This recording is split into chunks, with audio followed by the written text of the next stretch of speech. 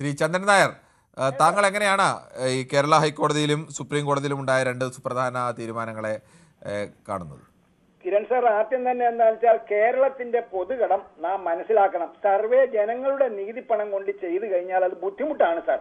അതിനെന്താണെന്ന് വെച്ച് കഴിഞ്ഞാൽ നമുക്ക് വാളണ്ടിയർ അടിസ്ഥാനത്തിൽ അവർ സർവേ ചെയ്യുന്നതിന് ഇവിടെ ആർക്കും വിരോധമില്ല. ജനങ്ങളുടെ നികുതി പൈസ എടുത്ത് സർവേ നടത്തുന്നതിനോടാണ് പലരും എതിർക്കുന്നത്. ഏതായാലും എന്ന് വെച്ചാൽ കോടതി അങ്ങനെ പറഞ്ഞെങ്കിൽ തന്നെയും സുപ്രീം കോടതി എന്താണെന്ന് വെച്ച് കഴിഞ്ഞാൽ അവർക്ക് അനുകൂലമായിട്ട് പറഞ്ഞിട്ടുണ്ട്. പിന്നെ ഫോൺ നമ്പറിന്റെ കാര്യം സാർ, നമ്മുടെയൊക്കെ ഫോൺ നമ്പർ നമ്മുടെ കയ്യിൽ നിന്ന് പോയി സാർ. അതായത് ഏതെങ്കിലും ഒരു കല്യാണത്തിന് ഒരു ഹാള് ബുക്ക് ചെയ്യാൻ വേണ്ടി നമ്മൾ രാവിലെ പോയി കഴിഞ്ഞാൽ വൈകുന്നേരം ആകുമ്പോൾ ജുവലറിയുടെ ആൾക്കാർ നമ്മുടെ വീട്ടിൽ വരികയാണ് ക്യാൻവാസിന് വേണ്ടിയിട്ട്. ഈ രീതിയിലേക്ക് സംഗതി പോയി കഴിഞ്ഞ് നമ്മുടെ സ്വകാര്യ നമ്പറുകളെല്ലാം നമ്മുടെ നിന്ന് പോയി കഴിഞ്ഞു സാർ. പിന്നെ സർക്കാരും സർക്കാർ ഉദ്യോഗസ്ഥരും തമ്മിലുള്ള പ്രശ്നം അത് അവര് തീർക്കട്ടെ സാർ. അങ്ങനെ പറയാവുന്നല്ല ശ്രീ ചന്ദ്രൻ. അല്ല സാർ, സർക്കാരിന് ചില ഇതൊക്കെ ഉണ്ട് സാർ. അവർക്ക് കുറെ പവറുകളൊക്കെ ഉണ്ട് സർക്കാർ. അങ്ങനെ പവർ ഉപയോഗിക്കാൻ പാടില്ല എന്നുള്ളതാണ് നമ്മുടെ രാജ്യത്തിന്റെ നിയമം. ശ്രീ സ്കറിയാണ് തൊടുപുഴയിൽ നിന്ന്. ശ്രീ സ്കറിയ, താങ്കൾ എങ്ങനെയാണ് ഈ വിഷയങ്ങളെ കാണുന്നത്? നമസ്കാരം. ഞാൻ തൊടുപുഴയല്ല കേട്ടോ, കണ്ണൂർ ജില്ലയിൽ ചെറുപുഴയാണ്. ചെറുപുഴയില്ല, ക്ഷമിക്കണം, നമ്മള് തൊടുപുഴയിലാണ് എഴുതി വന്നത്. സ്കറിയ ചെറുപുഴ, അവര് തൊടുപുഴയെന്ന് അറിയാതെ എഴുതിയാണ്. ഞാൻ വിചാരിച്ച് ഈ സ്കറിയ എന്നുള്ള പേരൊക്കെ ഒരുപാട് പേർക്കുണ്ടല്ലോ, അപ്പോൾ അങ്ങനെ തൊടുപുഴയിൽ നിന്ന് മറ്റൊരു സ്കറിയ ആയിരിക്കും എഴുതി. ഓക്കെ. ഇതിപ്പോ എന്നാ കുഴപ്പമെന്ന് വെച്ചാല്, സാധാരണക്കാരന് കോടതി പോകാൻ കാശില്ല. നമ്മുടെ നികുതിപ്പണം എടുത്ത് സർക്കാരിന് കോടതി പോകുന്നതിന് എന്താ തെറ്റ്? കോടതി വിധിക്കുകയും ചെയ്യും. അപ്പൊ ഇവിടുത്തെ കോടതികളെ നമ്മള് കുറ്റം പറയുന്നില്ല. ഇവിടുത്തെ കോടതികളും ചില കാര്യങ്ങളില് എന്താ ചെയ്യുന്നതെന്ന് കോടതിക്ക് പോലും അറിയത്തില്ല. കാരണം ഒരു ഹൈക്കോടതി വിധിക്കുന്നു, അത് തെറ്റാണ്, അത് ചെയ്ത മോശമാണ്. സുപ്രീം കോടതിയിലേക്ക് സർക്കാർ കാശ് നമ്മുടെ നികുതിപ്പണം കൊണ്ട് അവിടെ ഏറ്റവും നല്ല പ്രഗത്ഭരായ വക്കീലിനെ വെച്ചിട്ട് വാദിക്കാൻ പോകുന്നു. നമ്മുടെ ഈ പാവപ്പെട്ട ഇവിടുത്തെ കഞ്ഞി കുടിക്കാൻ മേലാത്തവന്റെ നികുതിപ്പണം കൊണ്ടാ. അവിടെ ചെല്ലുമ്പോൾ അത് വേറെ തിരിച്ചു പറയുന്നു. അപ്പൊ ഈ കോടതികളിലെ നിയമങ്ങളും എന്താണെന്നുള്ളതിനെ കുറിച്ചാണ് ഇപ്പൊ നമ്മുടെ ഭരണഘടന എങ്ങനെയാണ് നമുക്ക് ഈ സാധാരണക്കാരന് ഇവിടെ നീതി ഉറപ്പാക്കുന്നതെന്ന് ഒരു രക്ഷയില്ല. പിന്നെ ഇപ്പൊ ഇതിനകത്ത് പറയേണ്ട ഒരു കാര്യങ്ങളല്ല. ഇപ്പം നമ്മുടെ ആരോഗ്യവകുപ്പ് കൊണ്ട് പറയുന്നത് കേട്ടോ, 600 സ്വകാര്യ ആശുപത്രിയിൽ ഇത് വന്നു. അത് ഞങ്ങൾ മുക്കി ആംബുലൻസ് ഡ്രൈവർക്ക് 10,000 രൂപ കൈക്കൂലി കൊടുക്കുന്നതൊക്കെ ഉണ്ട്. ഞങ്ങളത് സെറ്റിൽമെന്റ് ചെയ്തെന്ന് ആ മന്ത്രിയുടെ പേര് കേസെടുക്കണ്ട. അതിപ്പോ ഇതിനകത്ത് ചർച്ചയിൽ പറഞ്ഞ ഒരു കേസല്ല. അപ്പൊ ഈ സർക്കാരിന് എന്ത് വേണേലും ചെയ്യും, ഏത് സർക്കാരിനും. പാവപ്പെട്ടവൻ എപ്പോഴും ഈ ഇവര് തരുന്ന റേഷനറിയും കഴിച്ച് ഇവര് പറയുന്ന കാര്യങ്ങളും കേട്ട് അവിടെ ഇരിക്കുക. ഇവര് നവകേരള സദസ്സ് നമ്മുടെ നികുതിപ്പണം എടുത്ത് നടത്തേണ്ട ആവശ്യമില്ലല്ലോ. ഇവർക്ക് പാർട്ടി ലൈനില്ല, ഇവർക്ക് പാർട്ടി കോടതിയില്ല. ഇവരുടെ പാർട്ടി കോടതിയിൽ തന്നെ ഇവര് പോകാൻ ഇപ്പൊ ഈ ഡാറ്റ നമ്മുടെ അങ്ങനെയല്ല. നമ്മുടെ ഏത് കേസ് വന്നാലും നിയമപരമായ ഇന്ത്യൻ നിയമ സംവിധാനങ്ങൾ ഉപയോഗിച്ചുകൊണ്ട് സർക്കാരിനെതിരെ വന്നാൽ അത് സുപ്രീം കോടതിയിൽ പോകാനോ അല്ലെങ്കിൽ അതിന് വീണ്ടും എന്തെങ്കിലും ഉണ്ടെങ്കിൽ അവിടെ തന്നെ വീണ്ടും അപ്പീൽ നൽകാനോ ഒക്കെയുള്ള പല സംവിധാനമുണ്ട്. അത് ഉപയോഗിക്കുന്നതിൽ അങ്ങനെ നമുക്ക് ആരെയും വിമർശിക്കാൻ കഴിയില്ല. നികുതിപ്പണം കൊണ്ടല്ലേ ചെലവഴിക്കുന്നതെന്ന് ചോദിച്ചാൽ നികുതിപ്പണം കൊണ്ട് തന്നെയാണ് സർക്കാരിന്റെ എല്ലാ പ്രവർത്തനവും. അവരുടെ വീട്ടുകാര്യത്തിന് വേണ്ടിയല്ലല്ലോ, സർക്കാരിന്റെ പൊതുവായ കാര്യത്തിന് വേണ്ടിയല്ലേ പോകുന്നത്. അല്ല, ഭരണഘടന എഴുതി വെച്ചിരിക്കുന്ന പാവപ്പെട്ടവന് സാധാരണക്കാരന്റെ ജീവനും സ്വത്തിനും സംരക്ഷണം കൊടുക്കണമെന്നല്ലേ സർക്കാരിന്. ഇവിടെ ശ്രീ വിജയൻ, അതിനുവേണ്ടി തന്നെയാണ് ഇന്ന് സുപ്രീം കോടതി ചോദിച്ചത്. അത് തന്നെയാണല്ലോ, കോടിക്കണക്കിന് രൂപ ഇത്തരം ക്ഷേമ പ്രവർത്തനത്തിന് വേണ്ടി നൽകുന്ന ഒരു സർക്കാരിന് ആ ക്ഷേമ പ്രവർത്തനങ്ങളിൽ ഏതെങ്കിലും തരത്തിലുള്ള അപാകതയുണ്ടോ എന്ന് ജനങ്ങളുമായി സംസാരിക്കാനുള്ള ഉത്തരവാദിത്തമില്ലേ, അതിനുള്ള അവകാശമില്ലേ? അതിലെന്താണ് തെറ്റെന്ന് തന്നെയല്ലേ സുപ്രീം കോടതി ചോദിച്ചത്? അല്ല, ഈ മന്ത്രിമാർ ഇത്രയും കാലമായല്ലോ ഈ തീരാൻ പോകുന്ന സമയത്ത്. അല്ല, തീരാൻ പോകുന്നല്ലേ സുപ്രീം കോടതിയെ സംബന്ധിച്ച് അങ്ങനെ തീരാൻ തുടങ്ങുന്നു എന്നുള്ള വിഷയമില്ല. അത് ഭരണകൂടം ഒരു തുടർച്ചയാണ്. എപ്പോഴും ഭരണകൂടത്തിന് ഇപ്പോൾ വരുന്ന അവർക്ക് വേണമെങ്കിൽ വീണ്ടും വരാൻ പരുവം എന്ന് കരുതിക്കൊണ്ടാണെന്ന് അവർക്ക് പറയാമല്ലോ. അത് എന്ത് വേണമെങ്കിലും പറയാമല്ലോ. അല്ലെങ്കിൽ മറ്റു ഭരണകൂടം വന്നാലും അവർക്ക് ഈ കാര്യങ്ങൾ ചെയ്യാമല്ലോ എന്ന് പറയാം. അത് സർക്കാരുകളെ അങ്ങനെ സുപ്രീം കോടതിയിൽ അത് ഇടത് സർക്കാർ UDF സർക്കാർ എന്നൊന്നും കാണില്ല. അത് സർക്കാരുകൾ തുടർച്ചയാണ്. എല്ലാ നിയോജകമണ്ഡലത്തിലും വന്നിട്ട് ഈ മന്ത്രിമാർക്ക് ചോദിക്കാലോ ഞങ്ങളുടെ ഭരണം എങ്ങനെയുണ്ട്. വിജയനാണ് കൊല്ലത്ത്. ശ്രീ വിജയൻ, താങ്കൾ എങ്ങനെയാണ് ഈ രണ്ട് സുപ്രീം കോടതിയുടെയും ഹൈക്കോടതിയുടെയും ഭാഗത്തു നിന്നുണ്ടായ വിഷയങ്ങളെ കാണുന്നത്? നമസ്കാരം.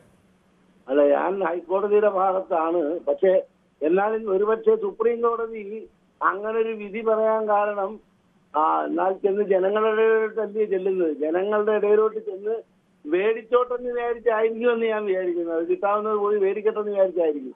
പിന്നെ അവരുടെ ഒരു പാർട്ടി പ്രവർത്തകൻ തന്നെ ഇപ്പൊ പറഞ്ഞല്ലേ, ഇനി പോയിട്ട് തിരിച്ചു വരുമെന്ന് എന്തോ ഉറപ്പെന്ന്. പിന്നെ അതുകൂടാതെ വേറെ കാര്യം പറഞ്ഞു. പിന്നെ പാവപ്പെട്ടവന്റെ ഈ പൈസ എടുത്ത് എന്തിനായി വരുന്നത് നടക്കുന്നത്? കോടതിയുടെ വിധി അവിടെ നിന്നോട്ട്. കോടതി ചിലപ്പോ ഞാൻ ഈ പറഞ്ഞ അതേ രീതിയിലായിരിക്കും പറയാം. ചെന്ന് കയറി കൊടുക്കട്ടെ, ജനങ്ങളുടെ ഇടയിലൊക്കെ ചെല്ലുന്നത്. ആ മെസ്സേജുകൾ കണ്ടില്ലായിരുന്നു. ചെല്ലുന്നിടത്ത് അവരെടുത്ത് വളരെ സമാധാനമായിട്ട്, അഥവാ അവര് ദേഷ്യപ്പെട്ടാലും അവരെ സമാധാനപ്പെടുത്തി. ഇത്രയും പറയുമ്പോൾ തന്നെ അറിയാമല്ലോ അടുത്ത ഇലക്ഷൻ ഏപ്രിലിലെ റിസൾട്ട് ഒക്കെ വരുമ്പോഴത്തേക്ക് എന്താ സംഭവിക്കാൻ പോകുന്നത് കൃത്യമായിട്ട് മനസ്സിലാവും. ഞാൻ കോൺഗ്രസ്സുകാരനല്ലേ. ഓക്കെ, പിന്നെ ഏത് പാർട്ടിക്കാരനാണ്? ഞാനും ഒരു പാർട്ടി പ്രവർത്തകനാണ് സാറേ. അടുത്ത തവണ വിളിക്കുമ്പോൾ പറയാൻ സാറേ. അതെന്താ പറയാൻ കൊള്ളാത്ത പാർട്ടി ഏതെങ്കിലും ആണോ? ഇല്ല, ഞാൻ നല്ല സൂപ്പർ ആർഎസ്എസ്കാരനാണ്, BJP-ക്കാരനാണ്. പിന്നെ അതൊക്കെ പറഞ്ഞൂടെ? അതല്ല ഞാൻ ചോദിച്ചത്, എനിക്ക് അന്നേരം മനസ്സിലായത്. ശരി, പാർട്ടി പറയുന്നില്ല, കോൺഗ്രസ്സുകാരനല്ല, CPM-നെ ഇത്രയൊക്കെ പറയുമ്പോൾ നമുക്ക് ഊഹിക്കാമല്ലോ. ശരി ശ്രീ വിജയൻ, കൊല്ലം. ശ്രീ ഫാദർ സാമുവലാണ് കോഴിക്കോട് നിന്ന്. ഫാദർ സാമുവൽ, താങ്കൾ എങ്ങനെയാണ് ഈ വിഷയത്തെ സമീപിക്കുന്നത്? ഒന്നാമത് കണക്ഷൻ കിട്ടാൻ ഭയങ്കര പ്രയാസമുണ്ട്. നമുക്ക് ഒരുപാട് ആളുകൾ വിളിക്കുന്നതല്ലേ, പ്രത്യേകിച്ച് ഇത്തരം രാഷ്ട്രീയ വിഷയങ്ങളൊക്കെ വരുമ്പോൾ ഒരുപാട് ആളുകൾ ഇങ്ങനെ വിളിച്ചുകൊണ്ടേയിരിക്കും, അതുവരെ കിട്ടാൻ പ്രയാസവും. ഞാൻ പറയാൻ വരുന്നത്, കോടതി വിധികൾ ഹൈക്കോർട്ടായാലും സുപ്രീം കോർട്ടായാലും ചിലത് അനുകൂലമാവും, ചിലത് പ്രതികൂലമാവും. അത് സ്വാഭാവികം. പക്ഷേ പ്രതികൂലമാകുമ്പോൾ സുപ്രീം കോടതിയിൽ പോകാൻ അവർക്ക് പൈസയുണ്ട്, ഖജനാവിന് പൈസ ഉണ്ടല്ലോ, എടുത്തിട്ട് പോകും. ഇതൊക്കെ സാധാരണ നടക്കുന്ന കാര്യങ്ങളാണ്. പക്ഷെ എനിക്ക് പറയാനായിട്ടുള്ളത്, ഏതൊരു സർക്കാർ ആയാലും ഭവന സന്ദർശനായാലും ഇങ്ങനെയുള്ള ഡാറ്റ കളക്ഷൻ ആയാലും അല്ലെങ്കിൽ അവരുടെ കാര്യങ്ങൾ പറയുന്നതായാലും ഇതൊക്കെ ഭരണത്തിന്റെ ആരംഭഘട്ടത്തിലായാൽ നല്ലത്. ഒന്നത്. രണ്ടാമത്, ജനത്തിന് പ്രയോജനമുള്ള കാര്യങ്ങൾ വേണം അവർ പിന്നെ ഇങ്ങനെ കൊണ്ടുവരാൻ തക്കവണ്ണം. ജനത്തിന് പ്രയോജനകരമാണോ എന്നാൽ നമുക്ക് സ്വാഗതം ചെയ്യാം. അല്ലാതെ അവർക്ക് വീണ്ടും ഭരിക്കണം എന്നുള്ള ഉദ്ദേശത്തോടെ മാത്രമാണ് ഇലക്ഷനെ മുൻനിർത്തിയാണെങ്കിൽ അത് സ്വീകരിക്കാൻ കുറച്ച് പ്രയാസമുള്ള കാര്യമാണ്. കാരണം അതല്ല ജനം പ്രതീക്ഷിക്കുന്നത്. ജനത്തിന് പ്രയോജന കാര്യങ്ങൾ ചെയ്യുകയാണെങ്കിൽ അതാണ് ഭവന സന്ദർശനം കൊണ്ടോ അല്ലെങ്കിൽ ഇങ്ങനെയുള്ള കാര്യങ്ങൾ കൊണ്ടോ ഉദ്ദേശിക്കുന്നതെങ്കിൽ നല്ലത്. കോടതി വിധികൾ ചിലപ്പോൾ അനുകൂലമാവും, പ്രതികൂലമാകും. ഓക്കെ, ശരി, താങ്കളുടെ അഭിപ്രായം വളരെ വ്യക്തമാണ്. ശ്രീ ഉണ്ണികൃഷ്ണനാണ് പാലോട് നിന്നാണ് വിളിക്കുന്നത്. ശ്രീ ഉണ്ണികൃഷ്ണൻ. അതെ, പാലോട് നിന്ന് ഉണ്ണികൃഷ്ണനാണ് സാർ.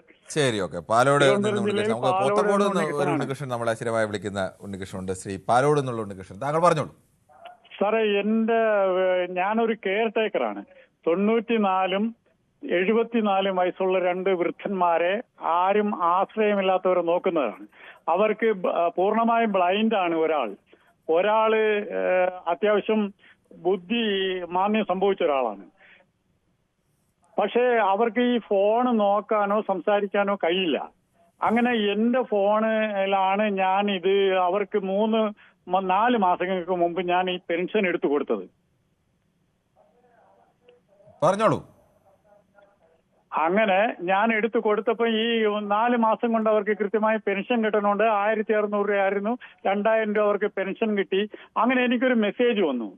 സാർ, ഞാനൊരു സാധാരണക്കാരനാണ്, എന്റെ ഡാറ്റ എങ്ങനെ ചോർത്തി എന്നെ എങ്ങനെ നശിപ്പിക്കും സാർ? എനിക്കത് മനസ്സിലാവണില്ല.